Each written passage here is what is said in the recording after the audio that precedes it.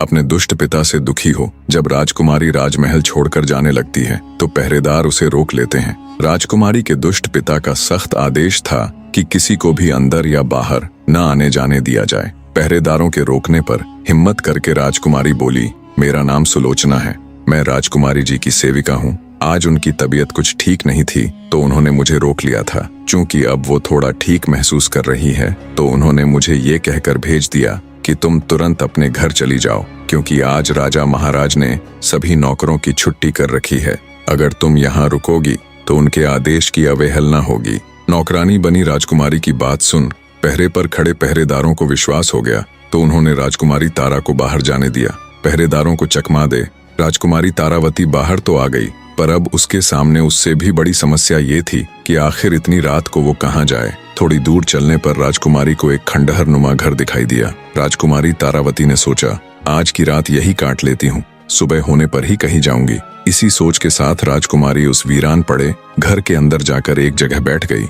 उसे अपनी किस्मत पर रोना आ रहा था। कहा तो वो महलों में रहने वाली राजकुमारी थी और कहा अब अपने उस दुष्ट पिता के कारण खंडहरों में रात काटनी पड़ रही है। ऐसे ही बैठे बैठे उसकी रात कट जाती है। जब सुबह का थोड़ा उजाला दिखा तो राजकुमारी फिर से चल पड़ती है। उसे इस बात की चिंता भी थी कि अगर उसका दुष्ट बाप उसके कमरे में आया तो उसके वहां न मिलने पर उसकी खोज शुरू हो जाएगी। इसलिए वो जल्दी से जल्दी जितनी दूर हो सके जाना चाहती थी। राजकुमारी तारा पूरी तेजी के साथ दिशाहीन आगे बढ़ती जा रही थी। इधर जब सुबह हुई तो जैसा राजकुमारी ने सोचा था वैसा ही हुआ। राजा मदनपाल सुबह होते ही उसके कमरे में आया। जब उसे वहां राजकुमारी नहीं मिली तो उसकी छाती पर तो सांप सा लेट गया।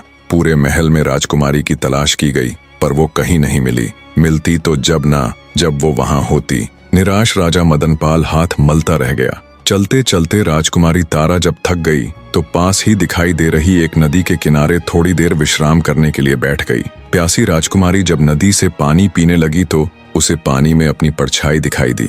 परछाई देख उसे अपने सुंदर रूप से घिन आने लगी। सोचा ऐसा रूप किस काम का जिसे देख अपने ही हैवान बन जाए। अगर वो कुरूप पैदा हुई होती तो शायद उसे आज ये दिन न देखना पड़ता। टूटी हुई आत्मा और थके हुए शरीर के साथ राजकुमारी वहीं बैठी रही।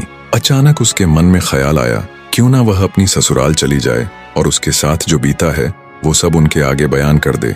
फिर सोचने लगी, किस मुंह से उन्हें ये सब बताऊंगी और क्यों वो मेरा यकीन करेंगे। तभी उसके दिमाग में एक विचार आया कि क्यों ना इस पापी रूप को ही खत्म कर दिया जाए। ना रूप रहेगा और ना कोई इसका चाहने वाला।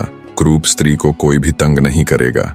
इसी सोच के साथ राजकुमारी तारा ने अपने पूरे शरीर पर कालिख पोत ली